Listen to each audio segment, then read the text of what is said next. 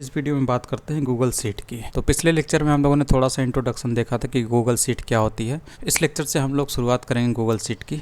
तो Google sheet को आप कैसे एक्सेस करते हैं। गूगल शीट आपको पता होगा ये ब्राउज़र में रन करती है। इसके लिए कोई आपको एडिशनल सॉफ्टवेयर की ज़रूरत नहीं पड़ती। आपको सिंपली अपने ब्राउज़र में आना है और ब्राउज़र में आने के बाद आपको ये जो गूगल ऐप्स वाला सिंबल यहाँ पे आना है और नीचे आप चले जाते हैं। ये जो शीट लिखा है ये इसी से आप एक्सेस कर सकते हैं गूगल शीट को। ये हम लोग गूगल शीट पे पहुंच जाते हैं। ठीक है, उसके बाद ये जो किनारे ये प्लस सिंबल है इस पर क्लिक करने के बाद आपकी गूगल शीट ओपन हो जाएगी। आपकी ये गूगल शीट है।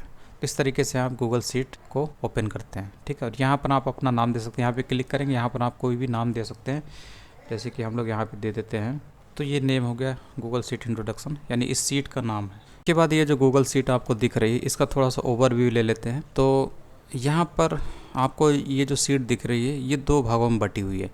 ये जो ऊपर वाला पोर्शन है ये आपका रिबन होता है और जो नीचे वाला पोर्शन है इसके जस्ट नीचे इसको शीट बोलते हैं। तो रिबन में गूगल शीट के बहुत सारे कमांड होते हैं, उसका शॉर्टकट होता है। तो रिबन में शॉर्टकट मौजूद होते हैं गूगल शीट कमांड्स के लिए। जो भी आप कमांड अपने डेटा पे अप्लाई करना चाहते हैं उन कमांड्स का शॉर्टकट ये रिबन ही आपको प्रोवाइड करता है। अब कमांड क्या होता है? कमांड तो आपको पता हो, कमांड एक एक्शन होता है जिसकी मदद से आप कोई काम करते हैं। जैसे कि आपको चार्ट में कोई चीज़ इंसर्ट करनी है या फ़ॉन्ट साइज़ बदलनी है या फिर सेल का कलर चेंज करना है या फिर टेक्स्ट का कलर चेंज करना है या फिर सेल के अंदर जो टेक्स्ट है उसको बोल्ड करना है। तो ये सारे कमांड होते हैं। तो ये जो आपको रिबन दिख रहा है इसके भी बहुत सारे भाग हैं, यानी कि कुछ चीज़ों से ये मिलके बना हुआ है। जैसे कि शीट होम हो गया, मीनू बार हो गया, क्विक एक्सेस बार हो गया, ग्रुप्स हो गया, कमांड्स हो गया, इन सब से मिलकर ये रिबन बनता है। तो सबसे पहले ये जो शीट होम है ये आपको गूगल शीट के स्टार्ट पेज पे ले जाता है, जहाँ से आप नया शीट जो है क्रिएट कर सकते हैं या नया वर्कबुक क्रिएट कर सकते हैं या किसी पिछले वर्कबुक को यानी शीट को आप देख सकते हैं। ठीक है, सबसे कॉर्नर पे जो है ये शीट होम है। उसके बाद यहाँ पर आपको दिख रहा होगा मीनू बार। मीनू बार आपके वर्कबुक के ऊपर यानी शीट के ऊपर जो आपको शीट दिख रही है इसके ऊपर आप डिफरेंट ऑप्शन परफॉर्म कर सकें, इसमें ये मदद करता है। इसके बाद है quick access tool bar. Quick access tool bar जो होता है सबसे ज़्यादा जो पॉपुलर एक्शन होते हैं वो यहीं पर होते हैं। सबसे ज़्यादा जो इस्तेमाल होने वाले एक्शन होते हैं वो इसी के अंदर होते हैं। इसी की मदद से आप उन्हें उन कमांड्स को एक्सेस कर सकते हैं, यानी उन एक्शंस को करना चाहते हैं तो आप क्विक एक्सेस टूल बार का इस्तेमाल कर सकते हैं। वही जो ग्रुप होता है इसमें रिलेटेड कमांड्स होते हैं ताकि आप क्विक एक्सेस जो वर्क है वो परफॉर्म कर सकें। इसके बाद कमांड्स वो बटन होते हैं जिनके ज़रिए आप कोई ना कोई एक्शन परफॉर्म करते हैं।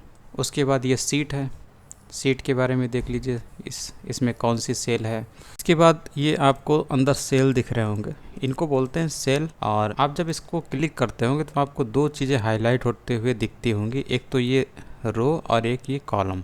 और यहाँ पर आपको दिखता है B4। तो देखिए ये B है और ये 4 है, यानी कि इस सेल का नाम है ये। इस सेल का क्या नाम है? B4, इसलिए यहाँ पर लिखा हुआ है। और दोनों हाईलाइटेड भी हो जाते हैं, ये कॉलम B वाला कॉलम और 4th नंबर वाली जो रो।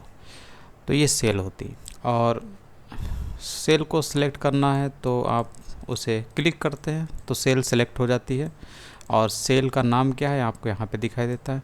अगर पूरी की पूरी कॉलम को सेलेक्ट करना है तो आप ये जो ऊपर वाला लिखा है इनको, ये जो ABCD लिखा हुआ है ये कॉलम नेम है, तो इनको आप क्लिक करेंगे तो ये पूरी की पूरी कॉलम सेलेक्ट हो जाएगी।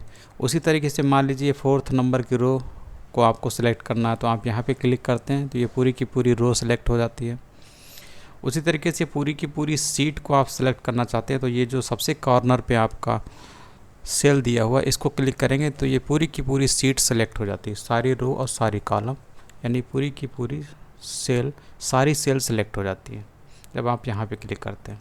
उसके बाद आपको नीचे यहाँ पे प्लस दिख रहा होगा और यहाँ पर ये सिंबल दिख रहा होगा जहाँ पर ऑल सीट वाला सिंबल है और ये सीट नंबर 1 लिखा हुआ है।